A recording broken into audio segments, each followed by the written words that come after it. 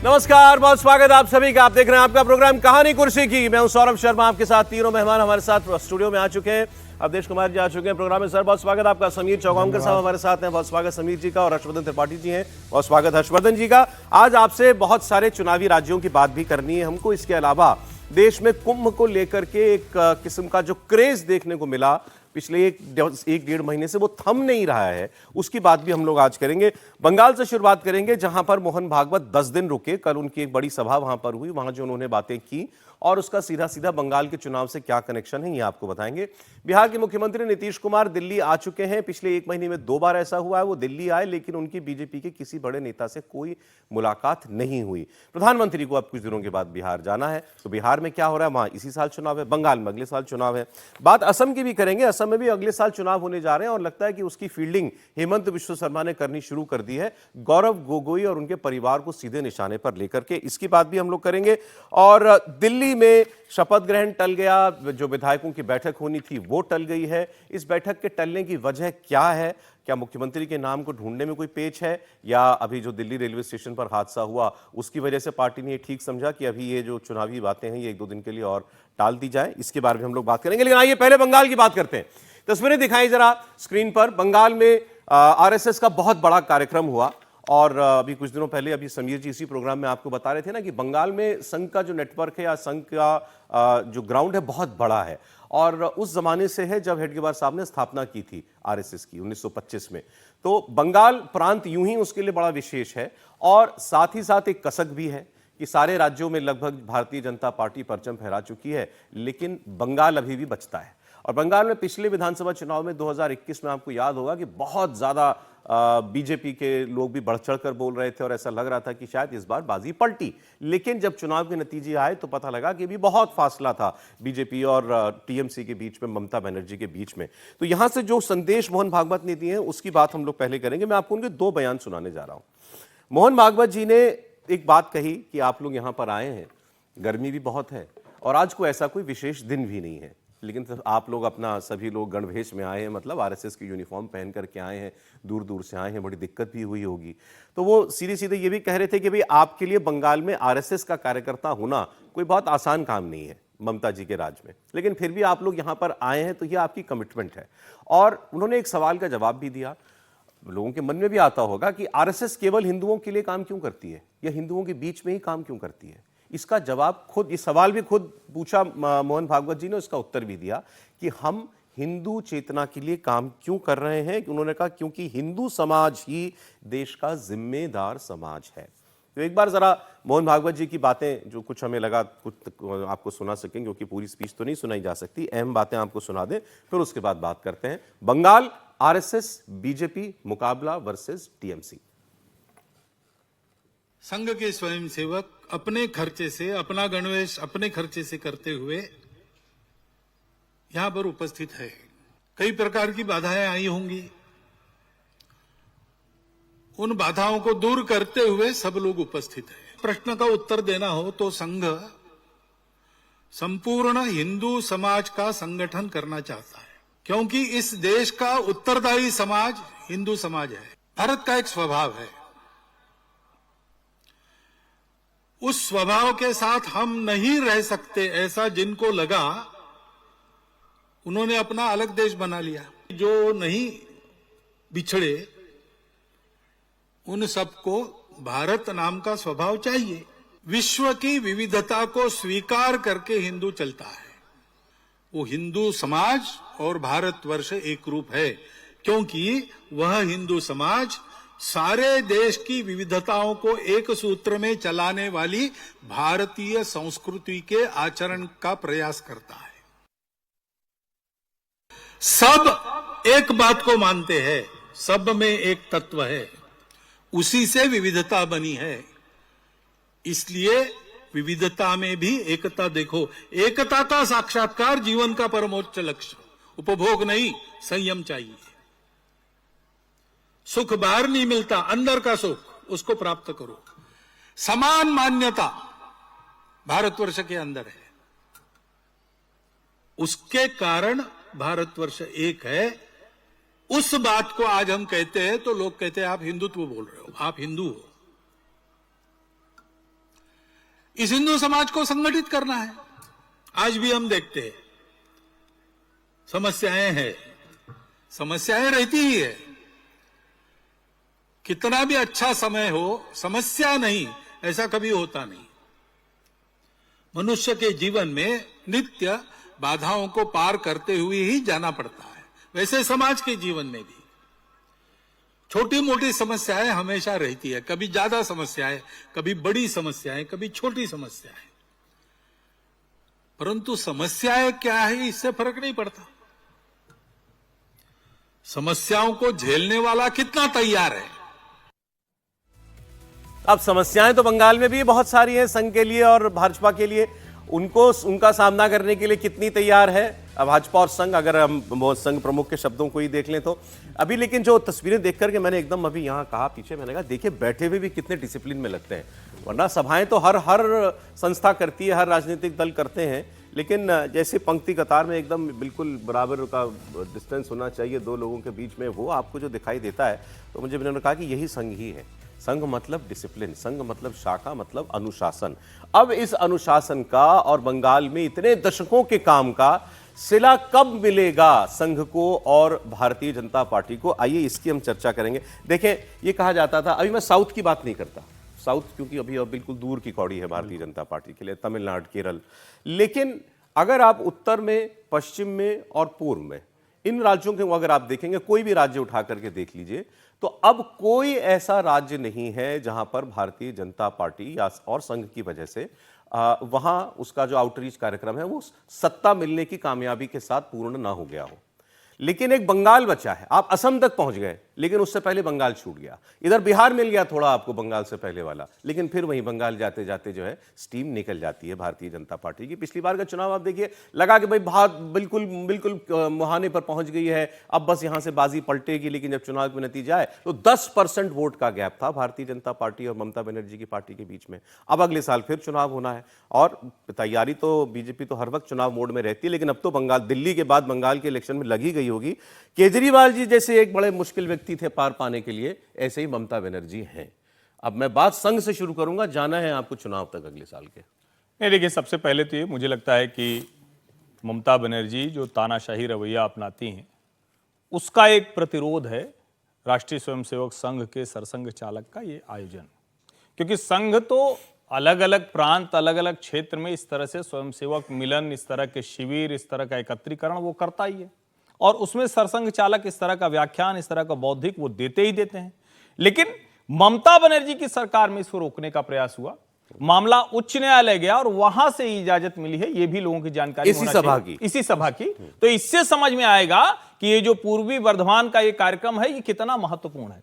अब बंगाल जैसे राज्य में, और जब मैं बंगाल जैसे राज्य कह रहा हूं तो ये दिल्ली नहीं है, ये मीडिया के लाइमलाइट में नहीं है। हम लोग भी इस पर चर्चा तब कर रहे हैं जब आरएसएस के सरसंघ चालक मोहन जी वहां अपना बौद्धिक दे रहे हैं। हम चर्चा तब करते हैं जब कुछ घटना हो जाती है, हम चर्चा तब करते हैं जब आरजी कार हो जाता है, हम चर्चा तब करते हैं जब कोई मंत्री पकड़ा जाता है, हम चर्चा तब करते हैं जब 45 करोड़ एक घर में मिलता है, हम चर्चा तब करते हैं जब रैकेट बनता है, हम चर्चा तब करते हैं जब शरिया लागू करने का एक विधायक बोल देता है कि ये तो मुसलमान वाला होता तो भाई यहां तो शरिया से ही चलता है, जब एक ने खुलेआम सड़कों पर एक महिला को पीट दिया था। उस बंगाल में ये हो रहा है। तो आप जब इस संदर्भ से देखेंगे तो आप जरा सोचिए कि जिस बंगाल में चुनाव के तुरंत बाद, विधानसभा चुनाव हुआ 2021 में, उसके तुरंत बाद लोगों को भागकर असम जाना पड़ा, तब के राज्यपाल, आज के उपराष्ट्रपति महोदय, वो जाकर वहां मिलने जाते हैं कि क्या स्थिति। वहां स्वयंसेवक जब निकला होगा अपने घर से और इस मैदान तक पहुंचा होगा, इस जगह तक पहुंचा होगा, तो उसको आप समझिए। तो उन बाधाओं, उन संघर्षों की बात मोहन जी कर रहे थे, पहली बात तो ये। दूसरा, भारतीय जनता पार्टी कहां खड़ी है? निश्चित तौर पर भारतीय जनता पार्टी को संघ के सामाजिक प्रबोधन से बड़ा लाभ मिलता है। यानी समाज में जो संघ अच्छा विचार, हिंदू एकत्रीकरण, ये सब करता है, तो उससे भाजपा को राजनीतिक लाभ मिलता है, क्योंकि दूसरे जो दल हैं वो इसको बढ़ने नहीं देना चाहते।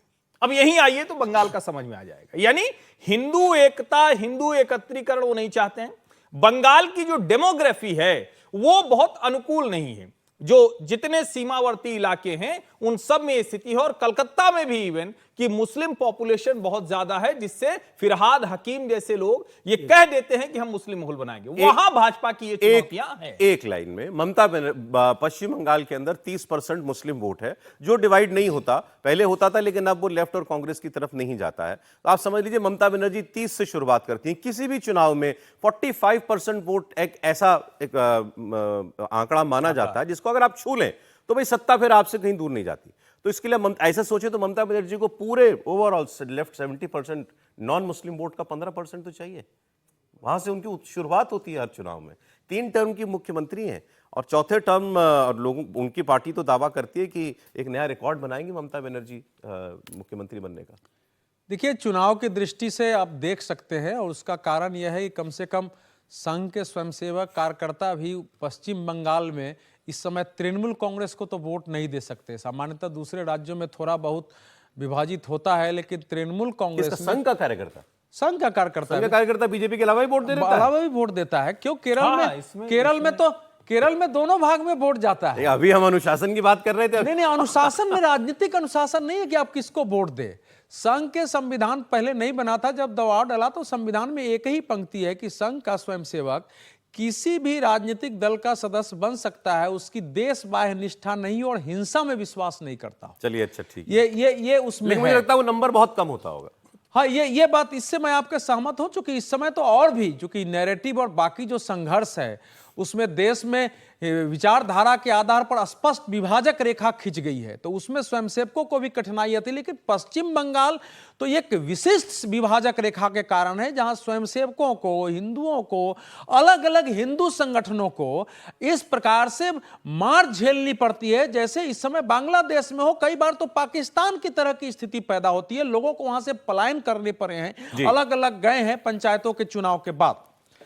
और पश्चिम बंगाल इसलिए भी टीस है कि जैसा आपने आरंभ में ही समीर जी को कोट किया था, क्योंकि राष्ट्रीय स्वयंसेवक के संस्थापक वही से डॉक्टरी की शिक्षा ले रहे थे और जो सभी क्रांतिकारी संगठनों की मॉनिटरिंग हेड बॉडी थी अनुशीलन समिति, उससे वो जुड़े हुए थे और क्रांतिकारियों से उनके संपर्क थे, वहां बैठके करते थे। और उसी के कारण जब वो नागपुर वापस आए और कांग्रेस में शामिल हुए तो वहां से क्रांतिकारी भी छिपने के लिए भागकर उनके घर में आते थे। अवधि जी, वजह से मतलब कहने का मतलब ये बीजेपी आज भले ही हमको उस लेवल पर मजबूत ना दिखाई देती हो या आप कह लेंगे अगले 5 वर्ष पहले तक बहुत ताकत नहीं दिखती थी, लेकिन संघ की ताकत हमेशा रही बंगाल में ग्राउंड पर।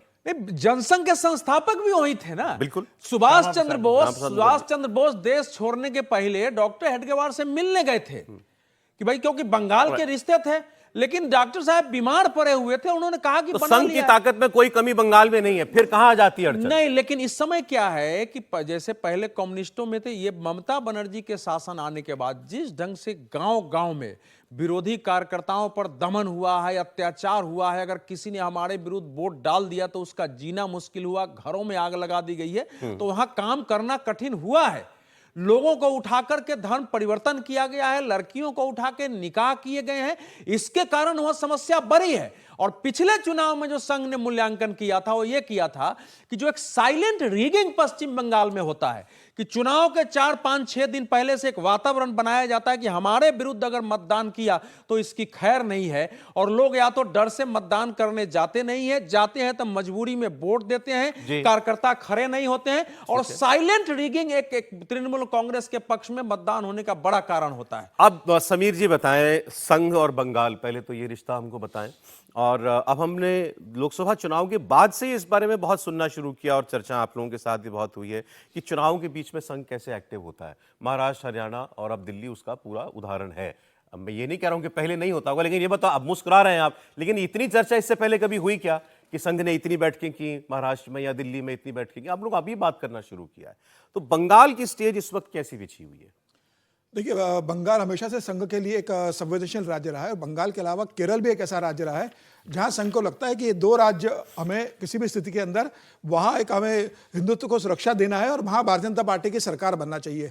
बंगाल से अटैचमेंट का बड़े कारण एक तो डॉक्टर केशव बल्जीराम हेगड़ेवार ने वहीं से डॉक्टर की पढ़ाई पास की थी, दूसरा श्यामा प्रसाद मुखर्जी वहीं से निकले थे। और जब आप देखिए, जब जम्मू कश्मीर में भारतीय जनता पार्टी ने महबूबा के साथ जब सरकार बनाई थी तो उस समय प्रधानमंत्री मोदी की जो स्पीच हुई तो उन्होंने कहा था कि आज हम श्यामा प्रसाद मुखर्जी को सच्ची श्रद्धांजलि है कि जहां उन्होंने बलिदान दिया है वहां हम भारतीय जनता पार्टी की आज सरकार में हिस्सेदारी बन रही है। और मुझे लगता है उसके बाद से भारतीय जनता पार्टी के लिए और संघ के लिए बंगाल रहा है। देखिए, संघ के लिए बंगाल इतना महत्वपूर्ण है कि बंगाल को संघ ने अपने 3 हिस्सों में बांटा हुआ है। एक दक्षिण बंगाल है जिसका मुख्यालय कलकत्ता में आता है, एक मध्य बंगाल है जिसका मुख्यालय वर्धमान में आता है जहां मोहन जी की स्पीच हुई थी, और तीसरा उत्तर बंगाल है जिसका मुख्यालय सिलीगुड़ी में आता है। संघ के 3 क्षेत्र में बांटा हुआ है। और मोहन जी ने अपने इस 10 दिन के प्रवास के दौरान इन तीनों क्षेत्र प्रचारकों के साथ बैठक की है, और ये बहुत स्पष्ट कहा इस बैठक के अंदर कि आपको हर जिले में जाना है, हर ग्राम पंचायत में जाना है, 1 साल के अंदर संघ हर घर में पहुंचना है।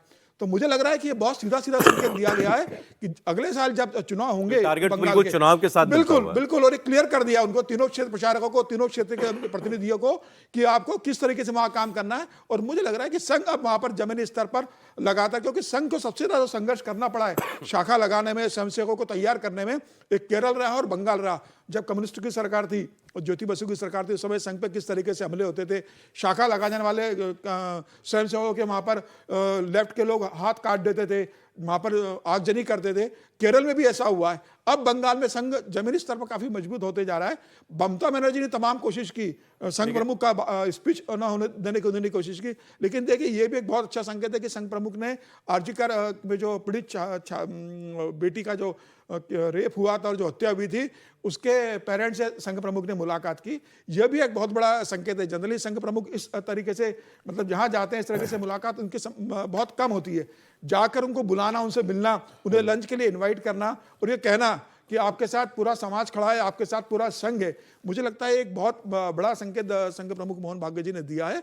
और उन्होंने अपने भाषण से बहुत चीजें बंगाल के स्वयंसेवकों को बहुत उन्होंने स्पष्ट किया, और ये तय है कि आने वाले चुनाव के लिए बंगाल के लिए संघ ने अपने आप को तैयार इस कर लाइन लिया को है। आप लोग कैसे डिकोड करते हैं उनके भाषण की? देखिए, ये बात वो कई बार कह चुके हैं कि भाई जिसको जाना था वो चला गया आजादी के समय पर, बंटवारे के समय पर। हिंदू, जब उन्होंने कहा मैं हिंदू समाज की बात क्यों करता हूं, संघ क्यों करता है, तो उन्होंने कहा हिंदू समाज ही देश का जिम्मेदार समाज है। इसको जरा सा आप बताएं। और लेकिन इसके साथ साथ फिर आगे वो ये भी कहते हैं कि जिसको जाना था वो चला गया। भारत की अपनी एक प्रवृत्ति है, जो उन मूल्यों और प्रवृत्ति के साथ नहीं रह सकता था वो चला गया, जो रह गए वो स्वाभाविक रूप से हमारे हैं। तो उसमें वो भेद नहीं कर रहे हैं किसी के अंदर, हिंदू या मुसलमान के अंदर। देखिए, मुझे लगता है कि राष्ट्रीय स्वयंसेवक संघ को अगर अच्छे से समझना है तो इससे ही समझ लीजिए कि भारत में वो हिंदू स्वयंसेवक संघ नहीं है, दुनिया के दूसरे देशों में हिंदू स्वयंसेवक संघ है। तो भारत में वो राष्ट्रीय, मतलब जो भी यहाँ है वो किसी भी जाति, धर्म, पंथ, क्षेत्र, भाषा, वर्ण, जहां से भी हो, लेकिन जो लाइन उन्होंने बोली है वही एक तरह से कहें कि असली पैमाना है। जो यहां के मूल्यों के साथ नहीं रहना चाहते, नहीं मानते, उसको स्वीकार नहीं करते, वो चले गए, बाकी हमारे हैं। लेकिन अगर कोई यहां रह के भी इन मूल्यों को स्वीकार नहीं करेगा, राम और राष्ट्र को स्वीकार नहीं करेगा, अयोध्या को स्वीकार नहीं करेगा, काशी को स्वीकार नहीं करेगा, प्रयाग को स्वीकार नहीं करेगा, गंगा यमुना सरस्वती के संगम को स्वीकार नहीं करेगा, उसमें वो फ्रॉड सेकुलरिज्म वाला गंगा जमुनी तहजीब डालेगा, गंगा भी हिंदुओं की पूज्य नदी, यमुना भी हिंदुओं की पूज्य नदी, जब फ्रॉड डालेगा तो उनको जरूर बताना पड़ेगा। वो जरूर नहीं, इसमें कोई भ्रम नहीं रखना चाहिए। संघ भी इसमें भ्रम नहीं रखता है, और मुझे लगता है कि बार बार कहिए, लेकिन जब वो कहते हैं सब हमारे हैं, तो पहले दिन से वो ये काम कर रहे हैं। वो तो मुस्लिम राष्ट्रीय मंच संघ से निकलकर इंद्रेश जी एक प्रचारक के तौर पर वरिष्ठ प्रचारक हैं, वो काम कर रहे हैं। तो मुझे लगता है ये भ्रम नहीं है। भ्रम कहां है? जब कोई कहता है कि भाई हिंदू होना कम्युनल होना है, तो भैया फिर भ्रम है। तब तो फिर उसको फिर किनारे करना पड़ेगा। जो हिंदू को कम्युनल मानता है, जो टीका को कम्युनल मानता है, जो मानता है कि ये जय श्री राम का नारा वॉर क्राई है, उन्माद है, उसको तो फिर समझाना पड़ेगा। वो तो फिर गड़बड़ है। देखिए, कोई भ्रम नहीं। देखिए हर्षवर्धन, ये सारे काम का लब्बो लुबाब आ जाता है वोट पर कि मैंने इस समाज के बीच में काम किया, मुझे वोट, वो समाज मेरी बात सुनी कितनी, उसने मेरे साथ जुड़ा कितना, और अंत में जब बात आई कि हम इनको मौका देते हैं सेवा करने का, सरकार बनाने का, तो वो मेरे साथ जुड़ा कि नहीं जुड़ा। सिंपल बात। अब मुसलमानों में से कितना वोट बीजेपी को मिलता है, हर चुनाव में हम लोग बात कर लेते हैं। मैंने तो आज तक कोई ऐसा आंकड़ा सुना नहीं जिससे आंखें फटी की नहीं, भ्रम किसी को है भी नहीं, नहीं ना संघ को, ना मोदी जी। तो भाई मोदी बंगाल जी की ने एक में कहा था कि वो हमें वोट मिले न मिले, लेकिन उनके दरवाजे तक जाइए, बस दरवाजे तक जाइए। वो ठीक है, वो अच्छी बात है, करते रहना चाहिए। बंगाल की लड़ाई इन वन लाइन 70-30 की लड़ाई है कि नहीं है? बिल्कुल है वो लड़ाई। और उस लड़ाई को आप यूं भी समझिए कि ठीक है, आज के समय में हम लोग जिसको कहें कि थोड़ा सा चुनाव एक लोकसभा वाला हुआ, उसमें भारतीय जनता पार्टी की सीटें कम आ गई, तो हमें ऐसा लग रहा है कि सब कुछ बदल गया। लेकिन ऐसा नहीं कि सब कुछ बदल गया। संदेश खाली एक दिन होगा, एक दिन नहीं होगा, खत्म हो जाएगा, ऐसा थोड़ी ना होता है। वहां जो कुछ हुआ है वो बंगाल के लोगों के माथे पर है, चिपका हुआ है। आरजी कार एक दिन होगा फिर हम भूल जाएंगे, ऐसा नहीं होगा। उसी कलकत्ता में पहली बार हुआ कि कलाकार निकल कर आए, लोग निकल कर आए। दरअसल बंगाल का जो इतिहास रहा है ना, कई बार किसी समाज के एक विद्रोही तेवर लड़ते लड़ते वहीं सबसे ज्यादा दंगे हुए, वहीं सबसे ज्यादा उनको झेलना पड़ा, उन्हीं का विभाजन होकर जो आज का बांग्लादेश है वो हो गया। तो उस सब से एक तरह से कहें कि उनका जो सोचने का, देखने का तरीका भी थोड़ा अलग है। लेकिन ये कोशिशें हो रही, और अब तो वहां ये छोटी बात थोड़ी ना है कि जय श्री राम के नारे लगते हैं, छोटी बात थोड़ी ना है कि वो विवेकानंद के सूत्र वाक्य वो चलने लगे हैं। तो ये सामान्य घटनाक्रम नहीं है। नहीं, अब देखिए, कोई किसी भी राज्य में सत्ता परिवर्तन हमको एक झटके में ही होता हुआ दिखता है, चाहे उसके पीछे बड़ी ग्रेजुअल तरीके से कोई पार्टी बढ़ी हो। लेकिन बंगाल में नजर तभी आया जब बीजेपी 3 सीटों से 77 सीट पहुंच गई। दिल्ली में तभी नजर आया जब वो 3 सीट से 48 सीट पर पहुंच गई।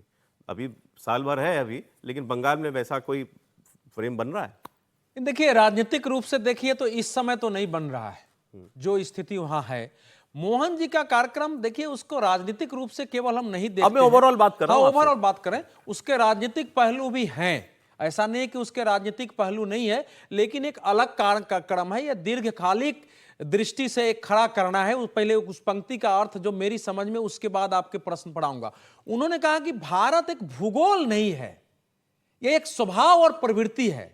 तो जिन लोगों ने केवल इसको भूगोल मान लिया, स्वभाव और प्रवृत्ति नहीं मान लिया, उन्होंने अपना देश बना लिया है।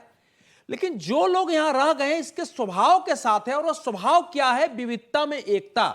विविधता में एकता व्यक्ति के बीच भी, परिवार के बीच भी, समाज के बीच की, सब में स्वयं को देखना, और प्रकृति के साथ भी एकता, ये केवल हिंदू समाज कर सकता है। और बंगाल में आवश्यकता उसकी बहुत ज्यादा है, क्योंकि बंगाल में जो कुछ हमने देखा है, यह भी देश को ध्यान रखना चाहिए कि विभाजन में मुस्लिम लीग का साथ देने वाले जो हिंदू संगठन जो थे, वो बंगाल से ही आए थे। ठीक है, तो वहां यह अब जी ब्रेक का समय हो गया, लेकिन एक लाइन जो चुनाव का विषय है, भारतीय जनता पार्टी को वहां स्वयंसेवकों में, कार्यकर्ताओं में, समर्थकों में, जिन्होंने संघर्ष किया, जो मुकदमे झेल रहे हैं, उन सबके अंदर यह आत्मविश्वास पैदा हो कि हम लड़ेंगे तो पार्टी और सरकार हमारे साथ रहेगी, बचाएगी। ये तो काम अभी होना बाकी है। ये एक लाइन में बाकी सर, है। अभी बंगाल क्या दूर है बीजेपी के लिए?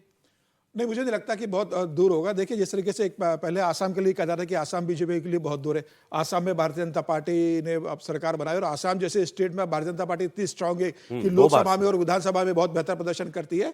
बंगाल में भारतीय जनता पार्टी बेहतर प्रदर्शन करेगी, लेकिन 2024 का लोकसभा चुनाव में भारतीय जनता पार्टी को झटका लगा, 12 सीटों पर आ गई। अगर आप 2019 से अगर देखेंगे तो वह एक नुकसान रहा है भारतीय जनता पार्टी को। लेकिन भारतीय जनता पार्टी ने पिछले विधानसभा चुनाव के हार के बाद अमित शाह ने वहां की संगठन की तैयारी कर दी। सुनील बंसल को वहां का संगठन प्रभारी बनाकर जिम्मेदारी दी गई है। तो जमीन पर भारतीय जनता पार्टी कर रही है, संघ भी अपने स्तर पर काम कर रहा है। संघ और भारतीय जनता पार्टी के स्वयंसेवक मिलकर, मुझे लग रहा है अगले चुनाव में जैसे ये सर्वे वाले लोग ट्रैकर चला के रखते हैं, हम लोग को भी ट्रैकर चला के रखना चाहिए। अब से आने वाले जो बड़े चुनाव है, उन्हें बंगाल का चुनाव भी है।